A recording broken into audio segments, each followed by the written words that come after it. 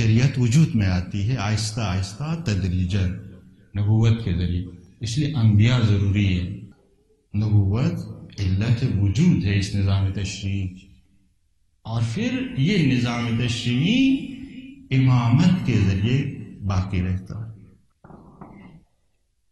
اور مہدویت اسی نظام کے عمومی ہونے کا نام ہے، فراغیر ہونے کا نام ہے، عالمی اور جہانی ہونے کا نام. تو یہ انسان ہدایت تکوینی کے علاوہ محتاج ہے کس کی طرف؟ ہدایت تشریعی کی طرف بھی محتاج. یہ ہدایت تشریعی اور تکوینی، ان دونوں کے مجموعے کو کیا کہیں گے؟ نظام ربوبیت کہیں گے.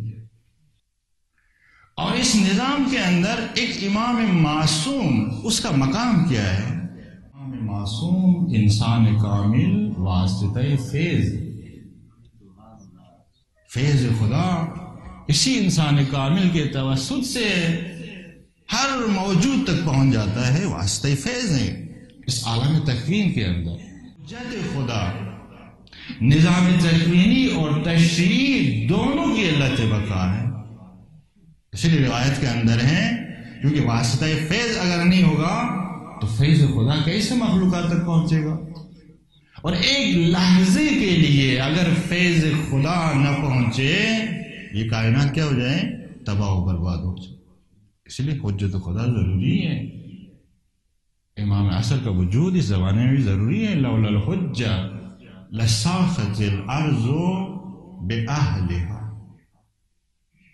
یہ ایک مقام امام معصوم کا اس نظام ربوبیت کے اندر، جو انسان کامل ہے، خلیفۃ اللہ ہے، جو امام ہے، جو نبی ہے، ولی خدا، یہ اس کا مقام. نظام تکوینی اور تشریعی، اس کے مجموعے کو کہیں گے نظام ربوبیت. اور یہ جو نظام ربوبیت ہے، اس کی روح کو کہیں گے ولایت. روح کو کہیں گے ولایت. اس لیے امام کا وجود، وہ اس کی حیثیت اس پوری کائنات کے لیے کس کی ہے؟ روح کی حیثیت. انسان کے بدن سے روح نکلے، بدن کیا ہو جاتا ہے؟ متلاشی ہو جاتا ہے، بکھر جاتا ہے، اجزاء جز ہو کر بکھر جاتا ہے. اور اس عالم کون کے اندر اگر اس کی روح موجود نہیں ہے تو یہ عالم کون بھی کیا ہو جائے گی؟ اس کے اندر بھی یہ نظم اور انسجام جو ہمیں نظر آ رہا ہے یہ باقی نہیں رہے گا، نظام متلاشی ہو جائے.